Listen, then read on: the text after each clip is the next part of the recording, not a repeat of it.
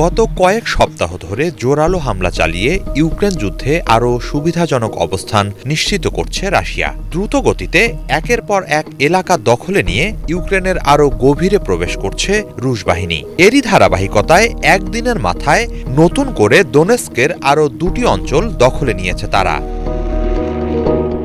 রবিবার এক বিবৃতিতে রাশিয়ার প্রতিরক্ষা মন্ত্রণালয় জানায়, সফল হামলার মধ্য দিয়ে শত্রু সেনাদের হটিয়ে দোনেস্কের নোভো আলেকসান্দ্রভকা ও স্পোর্নে অঞ্চলকে মুক্ত করা হয়েছে। এর আগের দিনই দোনেস্কের সুমি শহর দখলে নেয় রুশ সেনারা। তারও আগে শুক্রবার এখানকার রোজডোলিভকা গ্রাম দখলে নেয়ার কথা জানানো হয়। একের পর এক অঞ্চল জয়ের মধ্য দিয়ে রুশ বাহিনী আরও উজ্জীবিত হয়ে উঠছে।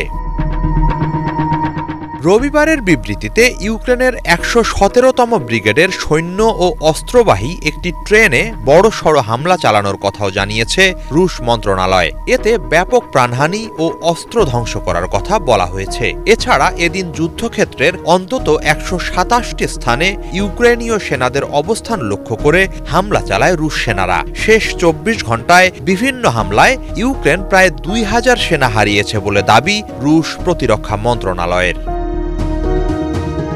অন্যদিকে রবিবার আরেক বিবৃতিতে ইউক্রেনের সামরিক বাহিনীর জেনারেল স্টাফ জানান, শেষ ২৪ ঘণ্টায় রণাঙ্গনের বিভিন্ন অঞ্চলে রুশ বাহিনীর সাথে শতাধিক সম্মুখ যুদ্ধ হয়েছে ইউক্রেনীয় সেনাদের। এর মাঝে পোক্রোভস্ক অঞ্চলে রুশ সেনাদের সাথে সবচেয়ে তীব্র লড়াই হয়। এছাড়া বিভিন্ন ফ্রন্টে রুশ সেনাদের হামলা প্রতিহত করা ও পাল্টা হামলা চালানোর দাবি জানিয়েছে ইউক্রেন।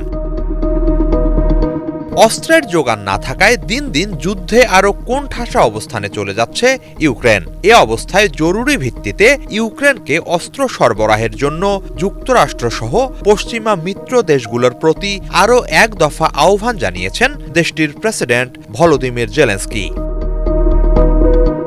হিজল জোবায়ের, বাংলা ভিশন।